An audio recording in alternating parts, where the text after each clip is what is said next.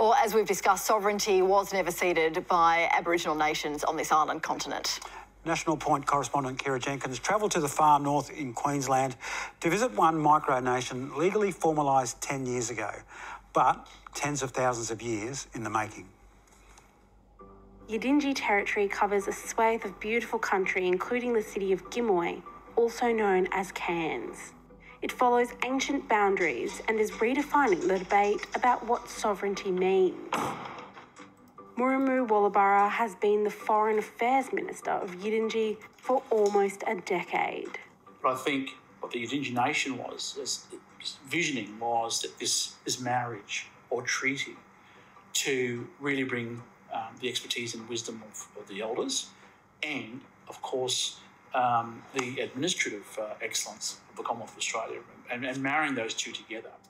Hey, Kira, welcome. Come through. Welcome to the Yidinji government. Thank you. For our visit, Muramu has issued us with visas.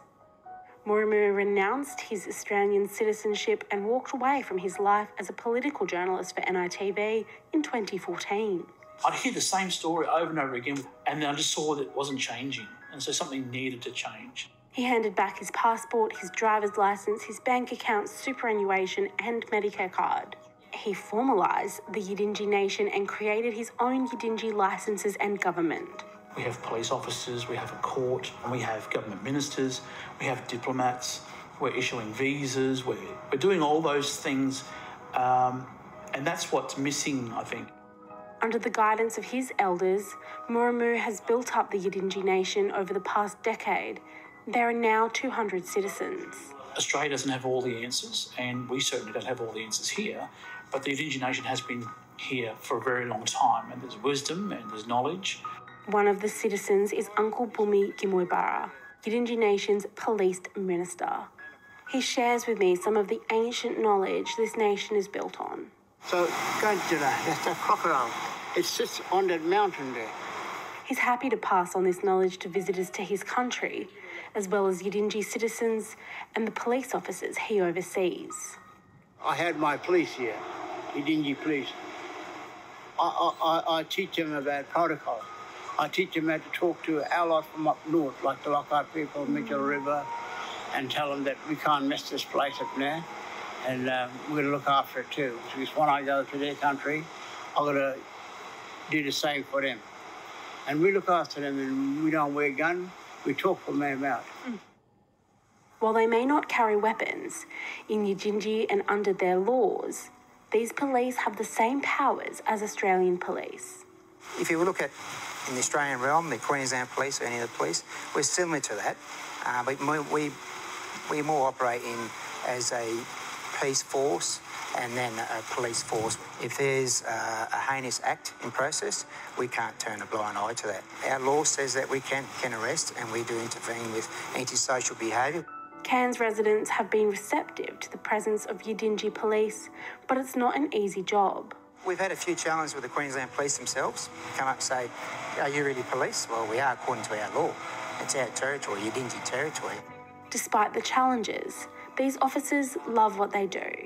It's keeping the peace. We are more than police officers, we're peacekeepers. So we like to keep the peace. And because when you have weapons, right away it's intimidating for people. So we're not showing force. We're showing cooperation. We would like the community to cooperate. And when they see that we don't have anything threatening, they're more open to conversate with us and to share what is really going on in their lives. As debate rages around Australia about the referendum, Muramu doesn't believe a voice to Parliament will have any impact on Yidinji nation and people's sovereignty. So it doesn't settle anything. It just means that, okay, you have a voice inside, but when you look at it, they're saying it's an advisory body, it can't create law, it can't veto law, and at the end of the day, no government is bound to follow the recommendations of it. So here, this government can create law, and we certainly can veto law, and we are creating more and more law as we go. That's because it has its roots into the 60,000 years or to the land and beyond. A decade on, Murumu's proud of all that's been achieved. For people considering this option, do it for the right reasons. Don't do it because you want to get out of paying tax. Don't do it because you don't want to be under Australian law.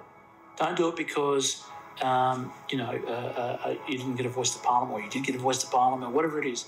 Do it because you want to look after everyone that's living on your territory, because that's what families do and have done for the last thousands of years of people being here.